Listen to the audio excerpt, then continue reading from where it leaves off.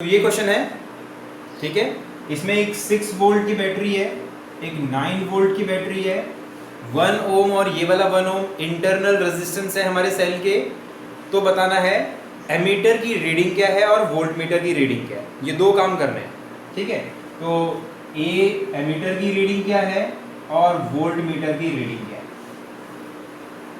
ऐसे क्वेश्चन में पहले तो हमें ये देखना है कि हमारा सेल, ये हमारे सेल, ये कौन कौन से सेल चार्जिंग और डिस्चार्जिंग कंडीशन में है। कैसे पता चलेगा? अगर पॉजिटिव टर्मिनल से करंट निकल के बाहर जाए, ठीक है, तो वो होगा डिस्चार्जिंग कंडीशन, और पॉजिटिव टर्मिनल के अंदर करंट जाए तो वो होगा discharging condition, sorry charging condition, ठीक है। फिर से बोलता हूँ, अगर पॉजिटिव टर्मिनल से करंट बाहर जाए जैसा कि जाता है बैटरी से, तो वो डिस्चार्जिंग कंडीशन होगी, ठीक है। और उसके अक्रॉस जो टर्मिनल पोटेंशियल डिफरेंस क्या होगा? ईएमएफ माइनस आई इंटू इंटरनल रेजिस्टेंस IR। और जब करंट पॉजिटिव टर्मिनल से एंटर करेगा तो वो होगी चार्जिंग कंडीशन। उस केस में टर्मिनल पोटेंशियल डिफरेंस क्या होता है? EMF plus I into internal resistance, ठीक है। ऐसे सो लिख लेते हैं यहां पर एक बार, ड्यूरिंग डिस्चार्जिंग में क्या होगा? V is equal to E minus I R, और ड्यूरिंग चार्जिंग V होगा E plus I into R. अब यहां देखो कौन सा सेल हमारा चार्जिंग कंडीशन में है और कौन सा डिस्चार्जिंग कंडीशन में है। ये 9 वोल्ट की बैटरी है, ये 6 वोल्ट की बैटरी है या सेल है। तो करंट किसका डोमिनेट करेगा? करंट तो 9 वोल्ट वाले का डोमिनेट करेगा, है ना, वो ज़्यादा वोल्टेज का है। सो करंट ऐसे फ्लो करेगा। तो ये कौन सी कंडीशन में हुआ? क्योंकि पॉजिटिव टर्मिनल से बाहर करंट जा रहा है, तो ये हुआ डिस्चार्जिंग कंडीशन में। और करंट इस तरीके से एंटर करेगा, पॉजिटिव टर्मिनल के अंदर जा रहा है, तो ये हुआ चार्जिंग कंडीशन में। समझ गए? तो इसका ईएमएफ की इक्वेशन लिखेंगे, यानी इसकी असल में इसकी इक्वेशन क्या लिखेंगे हम लोग?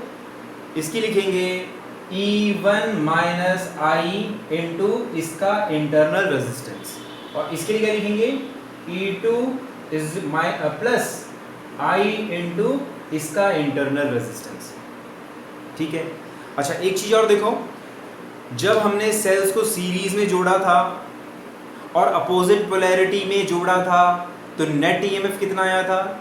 तब नेट ईएमएफ आया था E1 माइनस E2। तो यहाँ पर भी तुम देख सकते हो नेट ईएमएफ कितना होगा? नेट ईएमएफ होगा 9 माइनस 6 यानी 3 वोल्ट। तो एक बैटरी ही होगी हमारी 3 वोल्ट की। तो करंट निकालने के लिए टोटल ईएमएफ कितना हुआ हमारा सर्किट का? 3 वोल्ट। तो लिख सकते हैं total EMF is equal to 3 volt. और टोटल इंटरनल रेजिस्टेंस कितना है? टोटल इंटरनल रेजिस्टेंस कितना है? यहां पर तुम देख रहे हो कि दोनों रेजिस्टेंस हमारे सीरीज में है। देख रहे हो, ये रेजिस्टेंस जब करंट फ्लो करेगा तो ये वाला रेजिस्टेंस और ये वाला रेजिस्टेंस किसमें होंगे? सीरीज में होंगे, है ना। तो टोटल इंटरनल रेजिस्टेंस रहेगा 2R, यानी कि 2 ओम। तो करंट कितना हुआ सर्किट के अंदर? तो करंट हुआ I इज इक्वल टू 3/2, यानी कि 1.5 एम्पियर। ये तो हुआ हमारे सर्किट का करंट। अब निकालते हैं ईएमएफ, इसका ईएमएफ निकालते हैं। ओके, सो करंट कितना है? 1.5। तो इसका ईएमएफ कैसे निकालेंगे? So voltage read by voltmeter. तो वोल्ट मीटर कितनी वोल्टेज रीड करेगा? V is equal to E EMF, यानी कि 6 वोल्ट, है ना। ईएमएफ 6 वोल्ट प्लस करंट किसके अंदर कितना जा रहा है? करंट इज 1.5, और इंटरनल रेजिस्टेंस कितना है? Internal resistance is 1 ohm. So this is 7.5 volt. ये हमारा होगा वोल्ट मीटर की रीडिंग। समझ गए? ठीक है। और देखो, अगर हमसे कहा जाए, अगर यहां पर वोल्ट मीटर लगाया जाए तो आंसर कितना होगा? करें इसको भी, याद रखो ये डिस्चार्जिंग कंडीशन में है, तो इसको भी करते हैं। पहले से नोट कर लो फटाफट या स्क्रीनशॉट ले लो जल्दी।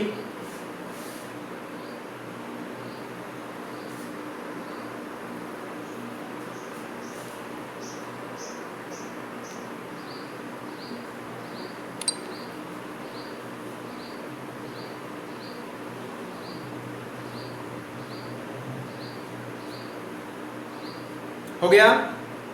ठीक है, अब हम इसका ईएमएफ निकालेंगे सेकेंड वाले केस में। अब देखो ये वाला सेल तो हमारा कौन सी कंडीशन में है?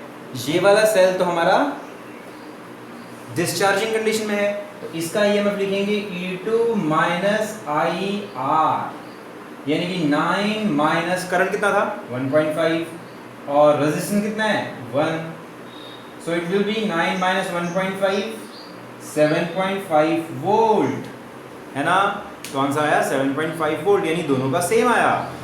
समझ गए? अब देखो सेम क्यों आया, देखो ये वोल्ट मीटर हमने यहाँ पर लगाया हुआ है, इन दो टर्मिनल्स के बीच में लगाया है, तो ये दो टर्मिनल्स तो यहाँ पर भी तो कनेक्टेड है ना भाई? इनको यहाँ पर कनेक्ट कर रहे हैं या यहाँ पर कनेक्ट कर रहे हैं, क्या फर्क पड़ रहा है? क्योंकि ये वायर तो यहीं पर जाके मीट करता है और ये वाला वायर यहीं पर जाके मीट करता है, तो वोल्ट मीटर को चाहे यहाँ पर लगाओ चाहे यहाँ पर लगाओ, सेम रीडिंग आएगी। क्लियर? समझ गए? तो यहाँ पर जो हमने इंपॉर्टेंट कॉन्सेप्ट किया ना, वो इस कॉन्सेप्ट के बेस्ड है। ड्यूरिंग डिस्चार्जिंग क्या होता है और ड्यूरिंग चार्जिंग क्या होता है। ओके, समझ गए? अगला क्वेश्चन करते हैं, चलो।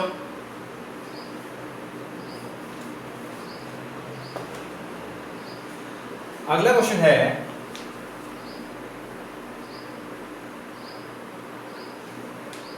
अगला क्वेश्चन है हम लोगों के पास 1 ओम का रेजिस्टेंस है इस तरीके से, दिस इज 1 ओम रेजिस्टेंस, और यहाँ पर है 20 वोल्ट की बैटरी, 20 वोल्ट, और यहाँ पर है 5 ओम का एक रेजिस्टेंस, और इधर है एक और सेल या बैटरी। ठीक है, असल में ये एक बैटरी का सिंबल है, 8 वोल्ट, और इसके साथ सीरीज में रेजिस्टेंस है 2 ओम्स।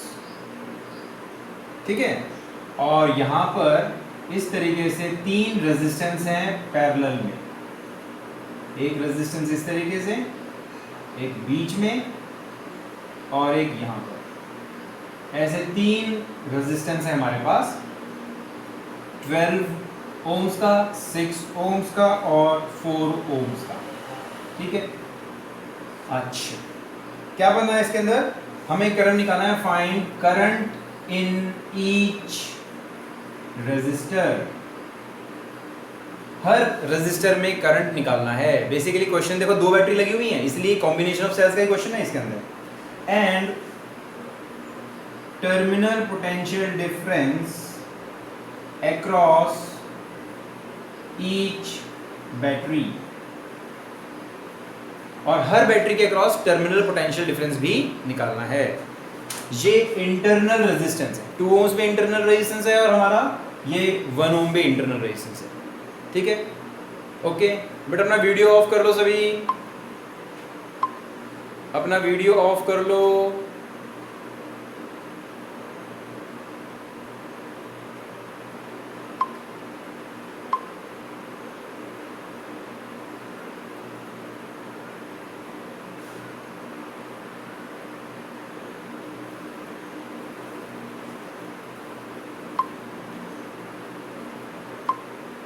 ओके, करें शुरू। देखो पहले करंट निकालते हैं, सर्किट में करंट कितना होगा, और ये देखो क्या दोनों बैटरी एक दूसरे को सपोर्ट करती हैं या अपोज करती हैं? क्या पॉजिटिव पॉजिटिव से कनेक्टेड है, नेगेटिव नेगेटिव से कनेक्टेड है, या पॉजिटिव नेगेटिव है? देखो पॉजिटिव नेगेटिव नेगेटिव पॉजिटिव, तो ये कौन सी पोलैरिटी में होगा? ये तो अपोजिट पोलैरिटी में होगा, और अपोजिट पोलैरिटी में क्या होगा? टोटल ईएमएफ माइनस करेंगे। इसमें कोई एक सेल हावी होगा दूसरे के ऊपर, डोमिनेट करेगा, तो कौन सा डोमिनेट करेगा? 20 वोल्ट का डोमिनेट करेगा, तो टोटल ईएमएफ सर्किट में कितना हुआ? 20 माइनस 8 यानी 12 volt. So net EMF is equal to 12 volt. Net EMF 12 volt हुआ, और टोटल रेजिस्टेंस भी निकाल लो क्योंकि हमें करंट चाहिए। सो टोटल रेजिस्टेंस क्या होगा, टोटल रेजिस्टेंस के लिए हम क्या देखेंगे, टोटल रेजिस्टेंस 1, 6 और 2, 8 ओम्स तो यही हो गया, और 12, 6 और 4 इनका निकाल लेते हैं। So 1/R is equal to 1/12 plus 1/6 plus 1/4, LCM ले लेते हैं 12, 1 प्लस 2 प्लस 3 यानी कि R बन जाएगा 12/6 यानी कि 2 ओम्स। तो 2 ओम्स ये हो गया, 4 और 5 9 और 10 ओम्स, टोटल रेजिस्टेंस कितना गया 10 ओम्स। सो करंट कितना हुआ, करंट हुआ 12/10 यानी 1.2 एम्पियर। ये तो आ गया करंट, है ना। अच्छा, करंट हमारे पास आ गया। अब हर एक में से हमें करंट निकालना है अलग अलग, इसमें करंट कितना है, इसमें करंट कितना है, इसमें करंट कितना है, ये निकालना है हम लोगों को। तो याद रखो यहाँ तक हमारे पास 1.2 एम्पियर आ रहा है, ये भी 1.2 एम्पियर है, ठीक है। ये 3 पार्ट्स में बटेगा और इक्वल इक्वल नहीं बटेगा, ठीक है, इक्वल इक्वल नहीं बटेगा क्योंकि तीनों इक्वल नहीं है, समझ गए। अच्छा, एक काम और कर लेते हैं, पहले हम लोग वोल्टेज निकाल लेते हैं, इसकी टर्मिनल पोटेंशियल डिफरेंस निकाल लेते हैं, इसका भी टर्मिनल पोटेंशियल डिफरेंस निकाल लेते हैं। सो पहले इसका निकालते हैं। सो TPD अक्रॉस 8 वोल्ट बैटरी, इसके लिए पहले पहचानो कि ये कंडीशन कौन सी है इसकी, चार्जिंग कंडीशन में है या डिस्चार्जिंग कंडीशन में। करंट हमारा ऐसे फ्लो कर रहा है, पॉजिटिव टर्मिनल के अंदर जा रहा है, तो कौन सी कंडीशन हुई, ये तो चार्जिंग कंडीशन हुई। तो हम क्या लिखेंगे, E plus I into R, है ना। और ये क्या बन जाएगा 8 वोल्ट तो दे रखा है, और करंट 1.2 एम्पियर, और रेजिस्टेंस कितना है 2 ओम्स। सो 8 प्लस 2.4 यानी कि 10.4 वोल्ट, ये हुआ हमारा TPD इसका। और इसका निकालो अब। सो इसका देख लेते हैं हम लोग, जल्दी नोट कर लो फिर मिटा देता हूँ इसको। ये यहाँ पर कर लेते हैं, TPD अक्रॉस 20 वोल्ट सेल या बैटरी। अब ये देखो ये कौन सी कंडीशन में है, ये कौन सी कंडीशन में है, करंट इसमें ऐसे जा रहा है, डिस्चार्जिंग कंडीशन में है। तो हम लिखेंगे E माइनस आई आर यानी 20 माइनस 1.2 इंटू 1, सो 20 माइनस 1.2, ठीक है। तो कितना आया ये 18.8 है कि नहीं, 18.8 वोल्ट, समझ गए, क्लियर हो गया। इसका 10.4 और इसका 18.8 वोल्ट, ठीक है, सही है। अब देखो अब क्या हुआ, हमारे पास जो करंट है वो 1.2 एम्पियर का है, तो इसके अक्रॉस वोल्टेज कितनी हुई, सबकी वोल्टेज देखेंगे, इसकी वोल्टेज, इसकी वोल्टेज, इसकी वोल्टेज, और जो बची हुई वोल्टेज होगी वो इसको मिलेगी, कितने में से 12 वोल्ट में से। 12 वोल्ट में से, क्योंकि हमारा जो इफेक्टिव रेजिस्टेंस है ना, जो हमारा इफेक्टिव ईएमएफ है, जो हमारा नेट ईएमएफ है 12 वोल्ट है, तो 12 वोल्ट में से कुछ वोल्टेज इसको मिलेगी, कुछ इसको मिलेगी, कुछ इसको मिलेगी, बची हुई इसको मिलेगी, ठीक है। तो उसको कर लेते हैं हम लोग पहले। तो 12 वोल्ट में से इसके अक्रॉस वोल्टेज कितनी हो जाएगी 5 इंटू 1.2 यानी कि 6 वोल्ट। इसकी कितनी हो जाएगी 1 इंटू 1.2 यानी कि 1.2 वोल्ट। इसकी कितनी हो जाएगी 2 into 1.2 is equal to 2.4 volt. तो 6 1.2 और 2.4 3.6 3.6 और 6 3.6 और 6 कितना हुआ 9.6। तो 9.6 तो इन तीनों को मिल गई और बची हुई इसको मिलेगी, ठीक है। तो मिटा देता हूं इसको मैं।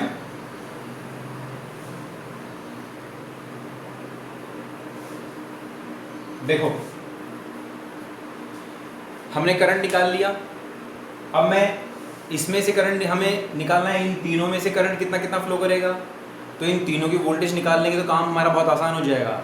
लेकिन इसकी वोल्टेज कैसे निकाल लेंगे, टोटल में से, टोटल वोल्टेज मतलब कितनी वोल्टेज 12 वोल्ट में से कुछ वोल्टेज 5 ओम्स के अक्रॉस ड्रॉप होगी, कुछ वोल्टेज 1 ओम के अक्रॉस ड्रॉप होगी, कुछ वोल्टेज 2 ओम्स के अक्रॉस ड्रॉप होगी, और जो बची हुई है वो इसको मिलेगी।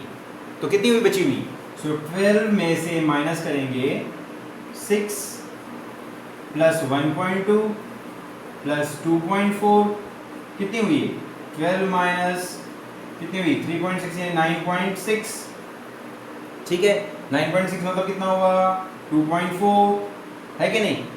सो इसका क्रॉस कितनी वोल्टेज है 2.4 यानी इन दोनों पॉइंट्स के बीच में वोल्टेज है 2.4। तो करंट कितना कितना होगा, सो करंट अक्रॉस 12 ओम कितना होगा क्योंकि वोल्टेज 2.4 है, सो वो हो जाएगा 2.4 अपॉन 12 यानी कि 0.2 एम्पियर। और करंट अक्रॉस 6 ओम्स के लिए कितना होगा 2.4 अपॉन 6 यानी कि 0.4 एम्पियर। और लास्ट में 4 ओम्स के लिए कितना होगा 2.4 अपॉन 4 यानी कि 0.6। अगर ऐड करोगे तो 1.2 मिलेगा। देखो ऐड करो तीनों ऐड करने पर जो करंट आता है वो 1.2 ही आएगा। समझ गए, क्लियर है, बात समझ सभी को, इजी। तो बेसिकली ये क्वेश्चन था सेल की कॉम्बिनेशन का, है ना। पहले हमने क्या किया, अगर बीच में तुम ट्रैक लूज करोगे तो फिर से ध्यान दो एक बार। हमने पहले क्या किया, पहले हमने नेट ईएमएफ निकाला 20 माइनस 8 12 वोल्ट आया। फिर हमने सर्किट का करंट निकाला। करंट निकालने के लिए हमने सारा रेजिस्टेंस कैलकुलेट किया, ठीक है। सारा रेजिस्टेंस कैलकुलेट करके हमें कितना मिला था 12, ओके, जितना भी रेजिस्टेंस आया था। फिर हमने करंट निकाला, फिर इसके अक्रॉस टीपीडी निकाला क्योंकि ये चार्जिंग कंडीशन में है, हमने चार्जिंग वाला फॉर्म लगाया।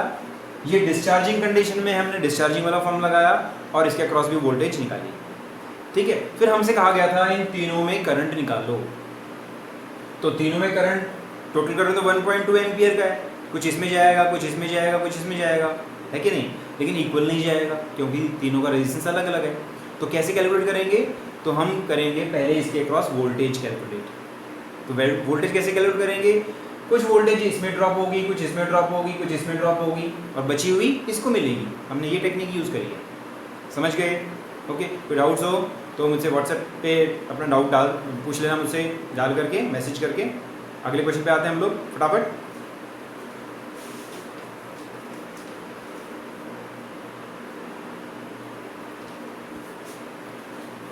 एक और ऐसे क्वेश्चन है, इसको भी कर लेते हैं।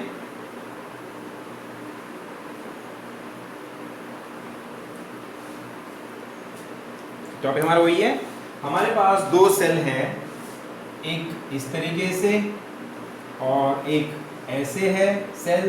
ये 5 वोल्ट और इंटरनल रेजिस्टेंस 0.3 ओम्स का है और ये 9 वोल्ट और 1.2 ओम्स का इंटरनल रेजिस्टेंस है।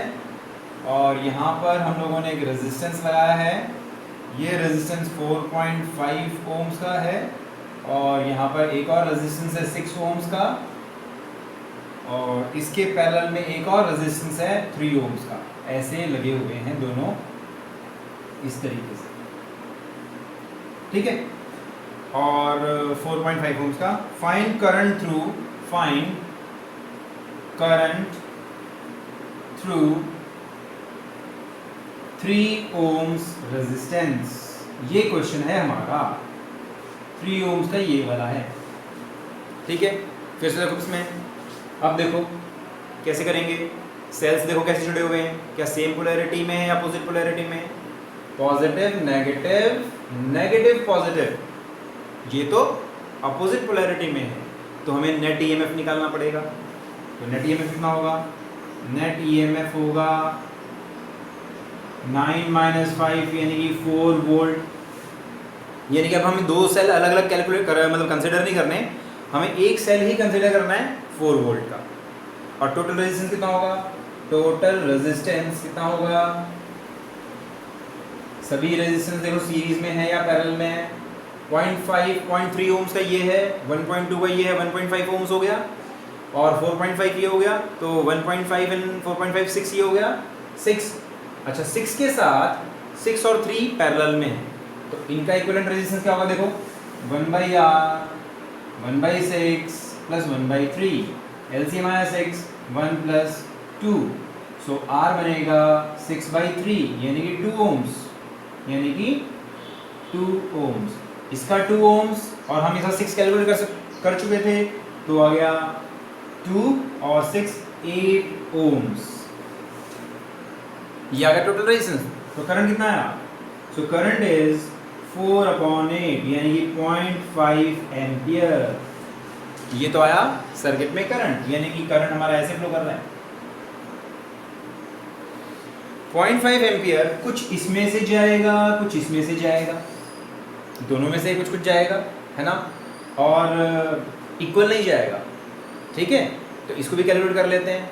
इसको दूसरे तरीके से करते हैं, जैसे पहले किया था वैसे भी कर सकते हो कि इसकी वोल्टेज निकालो, इसकी वोल्टेज निकालो, इसकी वोल्टेज निकालो, बची हुई वोल्टेज इसके क्रॉस निकाल लो, या ऐसे भी कर लो कि कुछ करंट इसमें से गया, कुछ करंट इसमें से गया। मान लो I1 यहाँ पर गया और I2 यहाँ से गया, तो I1 प्लस I2 दोनों मिलाकर के तो 0.5 ही है और दोनों की वोल्टेज भी सेम है। तुम क्या कहेंगे, इसकी वोल्टेज 6 इंटू I1 है ना, 6 ओम्स के क्रॉस वोल्टेज 3 ओम्स वाले रेजिस्टेंस की वोल्टेज के इक्वल होगी, क्योंकि दोनों पैरेलल में जुड़े हुए हैं, है कि नहीं, और I1 प्लस I2 0.5 भी है ना। तो हम लोग क्या करेंगे, किसी एक दो वेरिएबल को किसी एक वेरिएबल में कन्वर्ट कर लेते हैं। सो I2 को लिख लेंगे 0.5 माइनस I1, I2 की जगह इसको रिप्लेस करके सॉल्व कर लेंगे। So 6I1 is equal to 3.5 minus I1। Okay, और नेक्स्ट स्टेप में 6I1 is equal to 1.5 minus 3I1, तो इधर ले आते हैं हम लोग। सो ये बन जाएगा 9I1 is equal to 1.5, I1 आ जाएगा 1.5 बाई 9, यानी कि 5 3 जा 15, सॉरी 3 5 जा 15 एंड 3 3 जा 9, और आगे सॉल्व करें तो 0.31 जा 3 बचा 2, 3 6 जा 18, तो ये इतने एम्पियर। अगर I1 इतने एम्पियर आ गया तो बचा हुआ करंट तो दूसरे में से जाएगा, है ना, तो बचा हुआ करंट कितना हो जाएगा, 0.5 में से 0.16 माइनस कर दो, दूसरे में से आ जाएगा। समझ गए?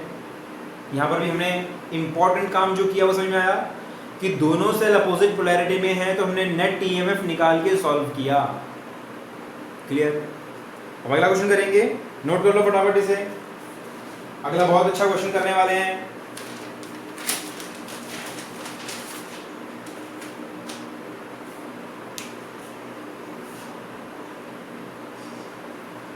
नेक्स्ट क्वेश्चन है,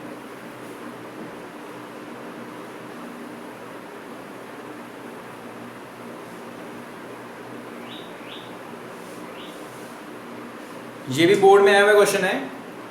क्या है क्वेश्चन, हमने n सेल्स लिए, सबका EMF एक जैसा है, सबका इंटरनल रेजिस्टेंस एक जैसा है। ठीक है, पहला सेल, दूसरा सेल, तीसरा सेल, ऐसे चौथा, ऐसे करते करते करते करते हमारे पास n सेल्स हैं। ठीक है, n सेल्स, हर एक का EMF E, internal resistance R, EMF E, internal resistance R, और इसको कनेक्ट किया है एक्सटर्नल रेजिस्टेंस कैपिटल R के साथ, ऐसे। ठीक है, हमारे पास n सेल्स हैं और हमने उसको एक्सटर्नल रेजिस्टेंस के साथ कनेक्ट किया है इस तरीके से। स्टूडेंट ने इस तरीके से कनेक्ट किया, लेकिन ऐसे कनेक्ट करते करते उसने गलती से दो सेल अपोजिट पोलैरिटी में कनेक्ट कर दिए। जैसे ये इस तरीके से दो सेल अपोजिट पोलैरिटी में कनेक्ट कर दिए, ऐसे नेगेटिव पॉजिटिव और फिर ऐसे। ठीक है, दो सेल अपोजिट पोलैरिटी में कनेक्ट कर दिए। टोटल कितने सेल हैं? n cells. Total cells, total identical cells are n। दो सेल अपोजिट पोलैरिटी में कनेक्ट कर दिए, ये इस तरीके से। ठीक है, करना क्या है, हमें निकालना है एक सेल के अक्रॉस वोल्टेज। फाइंड वोल्टेज, जिसे टर्मिनल पोटेंशियल डिफरेंस कहते हैं, terminal potential difference across a cell connected in opposite polarity। ठीक है, अपोजिट पोलैरिटी में जोड़े हुए सेल के अक्रॉस वोल्टेज निकालनी है, ये क्वेश्चन है। देखो ठीक है, अच्छा क्वेश्चन है, बहुत बढ़िया, अच्छे वाला क्वेश्चन है, ये कंपटीशन में आता है इस तरीके का। अगर आपके कॉन्सेप्ट क्लियर है तो कोई प्रॉब्लम नहीं है। हमारे पास, चलो करना शुरू करते हैं। हमारे पास कितने सेल्स हैं? हमारे पास हैं n सेल्स, और कितने सेल अपोजिट पोलैरिटी में जुड़े हैं? 2। हर एक सेल का ईएमएफ कितना है? E, और हर एक सेल का इंटरनल रेजिस्टेंस कितना है? Small r। ठीक है, तो कितने सेल सेम पोलैरिटी में जुड़े हुए हैं? n सेल है ना, 2 अपोजिट पोलैरिटी में, तो कितने हो गए जो सेम पोलैरिटी में? n-2। So total cells in same polarity, ठीक है, वो होंगे n-2, है ना। n-2 सेल्स है सेम पोलैरिटी के, और कितने सेल है अपोजिट पोलैरिटी के? So total cells in opposite polarity वो है 2। तो n-2 का ईएमएफ कितना हुआ? ईएमएफ ऑफ n-2 सेल्स, एक सेल का ईएमएफ E है ना, सो n-2 E, और 2 सेल जो हमने अपोजिट पोलैरिटी में जोड़े हैं उनका कितना होगा? 2 सेल्स जो हमने अपोजिट पोलैरिटी में जोड़े हैं उनका EMF of cells in opposite polarity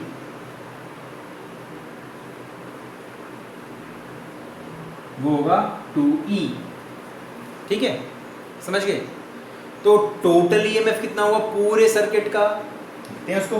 so total EMF of complete circuit is, मिटा देता हूं इसको मैं, total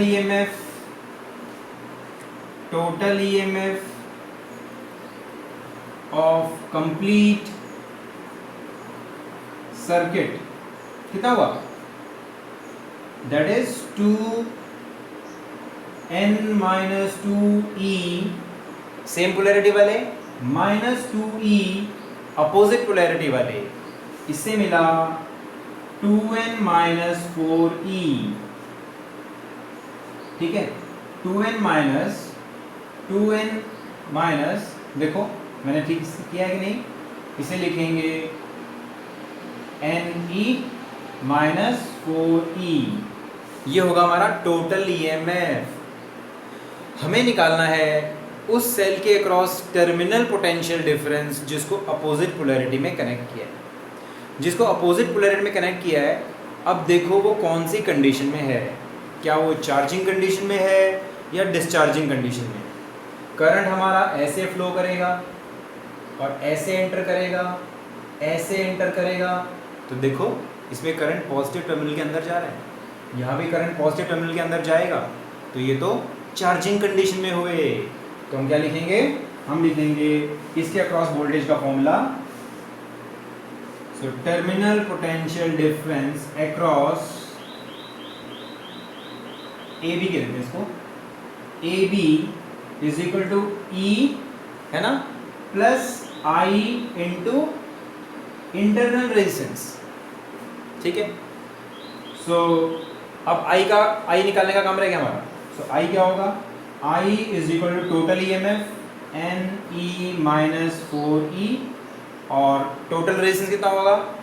nr nr plus r, ये तो करंट होगा सर्किट का, तो इसकी वैल्यू पुट करेंगे इसके अंदर। सो आंसर आ जाएगा VAB is equal to E plus ne-4e upon nr plus r into small r। Solve कर लेंगे इसको, समझ गए? कॉन्सेप्ट पकड़ो, कॉन्सेप्ट समझो। कॉन्सेप्ट क्या है? पहला तो कॉन्सेप्ट ये है कि जितने भी सेल्स सेम पोलैरिटी में है उनका ईएमएफ जुड़ेगा, है ना, जुड़ेगा। कितना आ गया था? Ne, लेकिन 2 सेल्स क्या थे? अपोजिट पोलैरिटी में थे, तो n-2 तो सेम पोलैरिटी के थे, उनका ईएमएफ हुआ n-2e। और दो सेल अपोजिट पोलैरिटी के थे -2e, तो टोटल ईएमएफ कितना हुआ Ne-4e। यह है सबसे इंपॉर्टेंट कॉन्सेप्ट। फिर हमने करंट निकाला, total EMF divided by total resistance. फिर जो सेल अपोजिट पोलैरिटी में है उसके अक्रॉस ईएमएफ निकालेंगे, लेकिन वो कौन सी कंडीशन में है, वो चार्जिंग कंडीशन में है। तो E + IR लिखेंगे, I की वैल्यू पुट करके सॉल्व कर देंगे। समझ गए? बहुत अच्छा क्वेश्चन है ये, समझ लो, नोट कर लो इसे फटाफट। बहुत अच्छा क्वेश्चन था, नोट कर लो।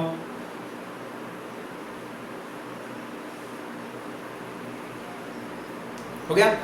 एक क्वेश्चन और करते हैं, तो एक लास्ट क्वेश्चन और करेंगे, वो भी बोर्ड में आया है, वो थोड़ा डिफरेंट है, ठीक है, उसको करते हैं।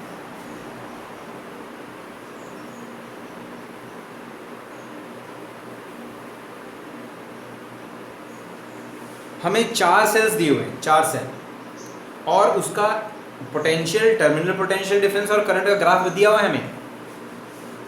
ये ग्राफ हमें दिया हुआ है, करंट और वोल्टेज यानी टर्मिनल पोटेंशियल डिफरेंस, और ग्राफ ऐसे है।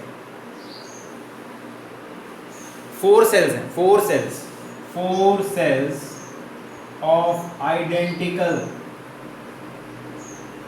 EMF connected in series,